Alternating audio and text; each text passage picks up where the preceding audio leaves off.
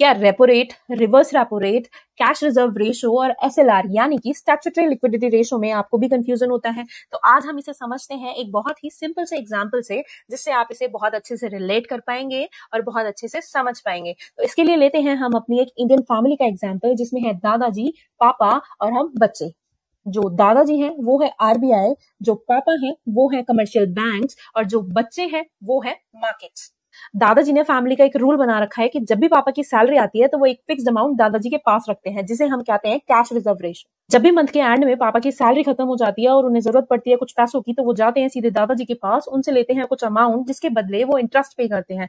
वो जो इंटरेस्ट है वही कहलाता है रेपो रेट। नेक्स्ट, जब भी मंथ के एंड में पापा के पास सैलरी से कुछ एक्स्ट्रा अमाउंट बच जाता है तो वो जाके दादाजी के पास रख देते हैं और उसके बदले में उनसे एक इंटरेस्ट लेते हैं। वही इंटरेस्ट कहलाता है रिवर्स रेपो रेट।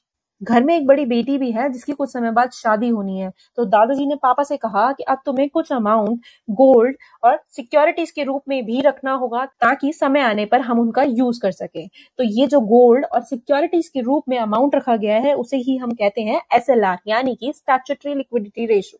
अगर अब हम ऑल ओवर समझें तो रेपो रेट वो रेट होती है जिस पर कमर्शियल बैंक्स आरबीआई से लोन लेता है शॉर्ट टर्म के लिए और बैंक्स आरबीआई को एक इंटरेस्ट पे करता है। और रिवर्स रेपो रेट वो रेट होती है जिस पर बैंक अपना कुछ अमाउंट आरबीआई के पास जमा करता है और आरबीआई बैंक को एक इंटरेस्ट देता है। बैंक अपने पैसों में से कुछ अमाउंट मनी के रूप में रखता है, वो कहलाता है कैश रिजर्व रेशो, और कुछ अमाउंट गोल्ड और सिक्योरिटीज के रूप में रखता है, वो कहलाता है एसएलआर यानी कि स्टैट्यूटरी लिक्विडिटी रेशो।